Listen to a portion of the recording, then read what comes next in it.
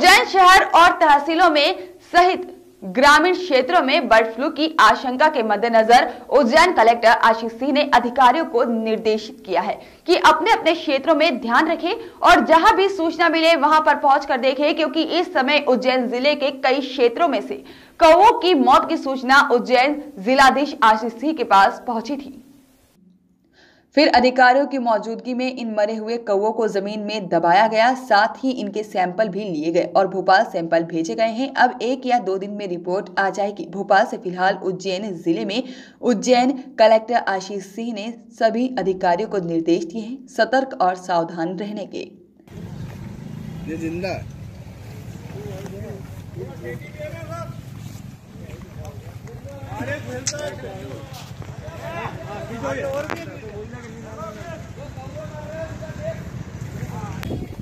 बस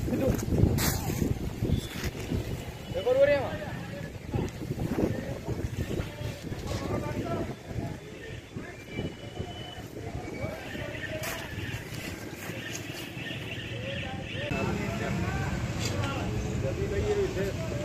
डेकोरेशन अब इनमें कुत्तों में फैलेगा बर्ड फ्लू। अब देखो तो कि वहाँ का वो कौवा वहाँ ले उड़ा तो बोला है कि देखने वो है पशु विभाग से नहीं अपने। अरे अंदर भी तो जा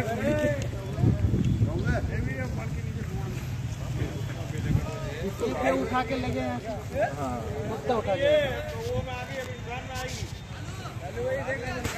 इंसान मारा तो कोई दिक्कत नहीं, वो तो इंसान मारा तो कोई दिक्कत नहीं, बहुत है 1.5 वाला इंसान तो मरना इसी से तो इंसान को फैलता है और उसका बहुत खतरनाक रहता है।